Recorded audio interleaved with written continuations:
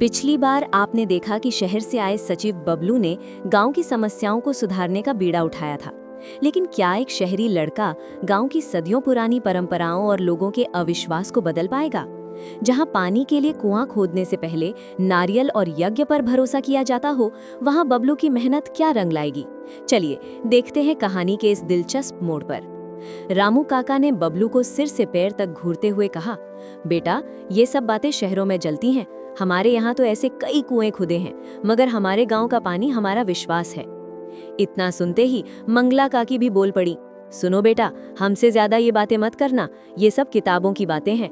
हम लोगों का भगवान है जो सब संभालता है। बबलू ने फिर से अपनी बात रखने की कोशिश की। काकी, देखिए, अगर हम पानी की व्यवस्था सही ढंग से करेंगे तो सभी को राहत मिलेगी। मैं सरकार से बात करूंगा और मदद मंगवाने की कोशिश करूंगा। पंडित जी ने बीच में टोकते हुए कहा, अरे सचेत बाबू, सरकार से मदद मतलब हफ्तों इंतजार करना। मैं तो कहता हूँ एक बड़ा यज्ञ करा लेते हैं, सबके साथ मिलकर आवाहन करेंगे, भगवान जरूर सुनेंगे। बबलू को समझ में आ गया था कि इन लोगों का विश्वास पूरी तरह से परंपराओं में बसा हुआ है। उसने ठंडी सांस ली और खुद को शांत रखने की कोशिश की। थोड़ी देर सबकी बातें सुनने के बाद बबलू ने नई योजना बनाई। उसने सबको इकट्ठा करके कहा, देखिए, मेरे पास एक सुझाव है।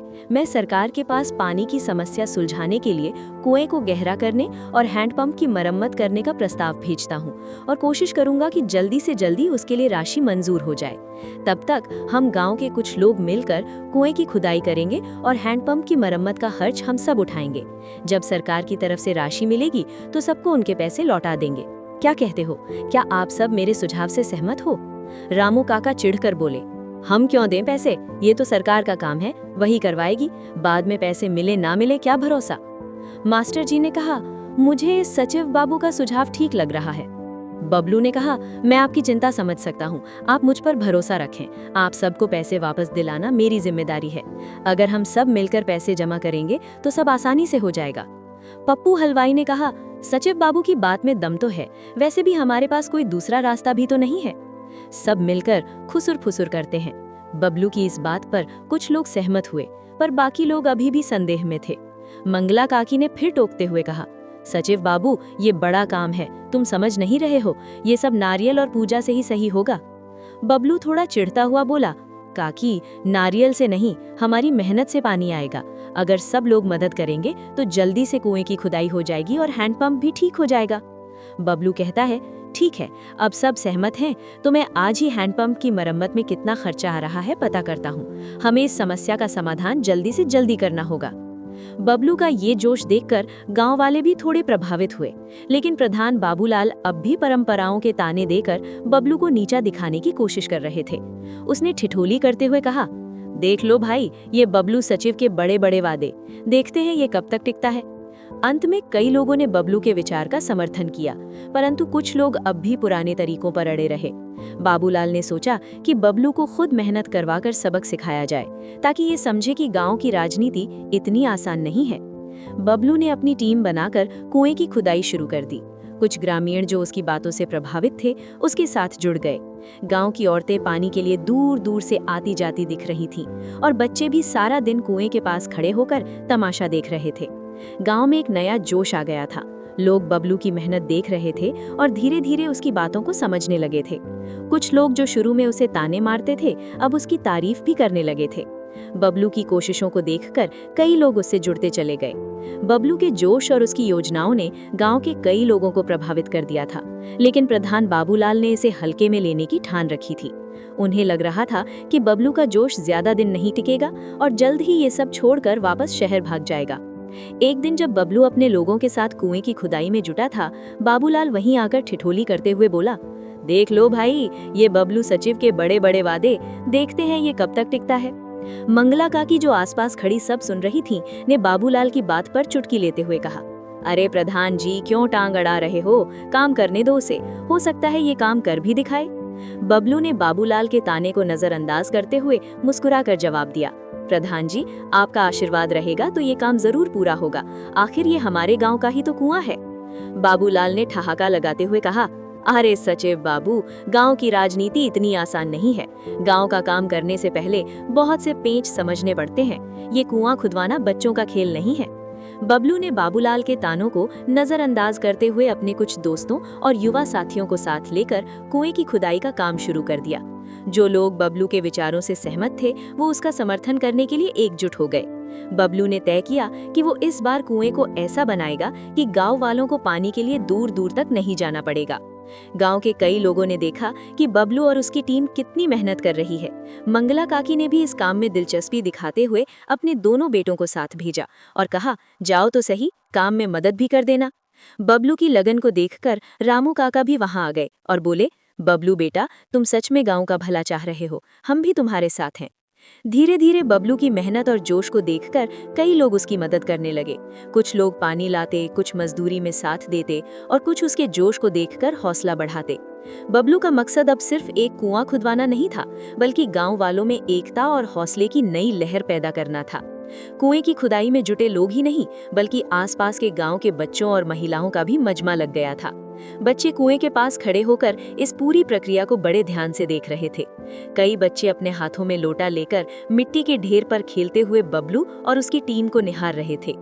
पिंटू और उसके दोस्त भी वहां खेलते खेलते बबलू के पास पहुंच गए। पिंटू ने मुस्कुराते हुए कहा, सचिव चाचा, तुम तो इस मिट्टी में ऐसे डूबे हुए हो जैसे यहाँ से खजाना निकलने वाला हो। बबलू ने हंसते हुए जवाब दिया, पिंटू, पानी मिलना क्या किसी खजाने से कम है क्या? सबकी मदद से ही खजाना मिलेगा। तुम लोगों को तो बड़ा मजा आ रहा है, पर ये काम आसान नहीं है। चलो तुम सब भी हाथ बटाओ। पिंटू और उसके दोस्तों ने फावड़ा उठाया और अपनी ताकत के मुताबिक मिट्टी हटाने में जुट गए। उनकी शरारतें और बबलू का हौसला देखकर सभी हंस पड़े। ये देखकर रामू काका ने कहा, बबलू बेटा, तुमने तो बच्चों को भी काम पर लगा दिया, अब तो कुआं खुदेगा ही। बबलू की मेहनत और उसकी सच्चाई धीरे धीरे गांव की महिलाओं को भी प्रभावित कर रही थी।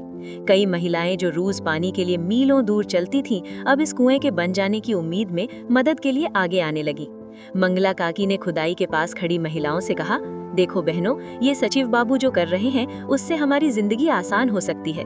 अब रोज की भागदौड़ से बचने के लिए हमें इनका साथ देना चाहिए। मंगला काकी की बातों से महिलाएं भी उत्साहित हो गईं और उन्होंने वहां पानी और छोटे मोटे खाने का इंतजाम किया ताकि जो लोग खुदाई कर रहे हैं उन्हें ताजगी मिले। धीरे धीरे बबलू के काम की तारीफ हर ओर होने लगी। जिन लोगों ने शुरुआत में उसकी योजनाओं को मजाक समझा था, वो अब उसकी मेहनत और लगन को देखकर प्रभावित हो गए थे। बाबूलाल के लिए ये देखना असहज था। उसने सोचा कि जो बबलू को एक साधारण सचिव मान रहे थे, वो अब उसकी सराहना करने लगे हैं। एक दिन जब बाबूलाल ने देखा कि गांव के लोग बबलू का समर्थन कर रहे हैं, तो उसने अपने एक करीबी से कहा, ये बबलू गांव के लोगों को बस अपने सपने दिखा रहा है, लेकिन मैं इसे सबक सिखाऊंगा कि गांव की राजनीति खेलना इतना आसान नहीं होता। कई दिनों की मेहनत के बाद आखिरकार कुएं की खुदाई पूरी हो गई। सभी की मेहनत रंग लाई और कुएं में पानी निकल आया। बबलू और उसकी टीम की कोशिशों ने गांव में पानी की समस्या का एक बड़ा हल निकाल दिया। इस काम ने न सिर्फ बबलू को गांव वालों के करीब ला दिया, बल्कि उसे एक सच्चे नेता के रूप में भी पहचान दी। गांव की औरतें जो पहले पानी के लिए दूर दूर तक चलती थीं, अब इस कुएं के बन जाने से खुश थीं। सभी लोग बबलू की तारीफ करने लगे और हर किसी ने महसूस किया कि बबलू ने सिर्फ वादे नहीं किए, बल्कि सच्चाई से अपने काम को अंजाम दिया। बबलू की मेहनत ने गांव वालों के दिलों में एक खास जगह बना ली थी। उसकी ईमानदारी और मेहनत ने गांव वालों को एक नई उम्मीद दी थी। बबलू का ये छोटा सा कदम पूरे गांव को एकजुट करने में कामयाब रहा। धीरे धीरे गांव के लोग जो पहले परंपराओं और बाबूलाल की बातों पर अड़े थे, अब बबलू के साथ जुड़ने लगे थे। गांव के कई लोग अब बबलू के अगले कदम के इंतजार में थे और वो जान चुके थे कि बबलू का सपना सच्चा है। वहीं बाबूलाल की जलन और भी बढ़ गई थी और उसने मन ही मन तय किया कि वो बबलू के इस बढ़ते प्रभाव को खत्म करने का प्रयास करेगा। अब तक बबलू ने गांव वालों के मन में ये उम्मीद जगा दी थी कि अगर वो मिलकर काम करें तो पानी की किल्लत खत्म हो सकती है। बाबूलाल ने मन ही मन सोचा, अरे ये नया लड़का तो बड़ा मेहनती निकला, इसे रोकने का कुछ तरीका सोचना पड़ेगा। एक तरफ जहां गांव वाले धीरे धीरे बबलू का साथ देने लगे थे, दूसरी तरफ बाबूलाल अभी भी अपनी राजनीति के ताने बाने में उलझा हुआ था। 3. बिजली का संकट। कुसुमपुर में गर्मी के दिन थे और गर्मी का मतलब था बिजली का बुखार। हफ्ते में 2-1 बार ही बिजली दर्शन देती और बाकी दिन जैसे उसके गायब होने का मुंह देखकर गुजरते। पूरा गांव बिजली की इस आंख में चौली से परेशान था, लेकिन मंगला काकी का गुस्सा अलग ही रंग में था। आज उन्हें पंचायत के मैदान में सबसे पहले पहुंचकर अपना असली रंग दिखाना था। जैसे ही मंगला काकी अपनी लाठी टेकते टेकते पंचायत के मैदान में पहुंची, उन्होंने एक नजर उठाई और ऊंची आवाज में बोली, अरे सुनो, ये बिजली वाले हमें मूर्ख समझते हैं क्या? कभी आती है कभी चली जाती है, जैसे नखरेली बहू हो।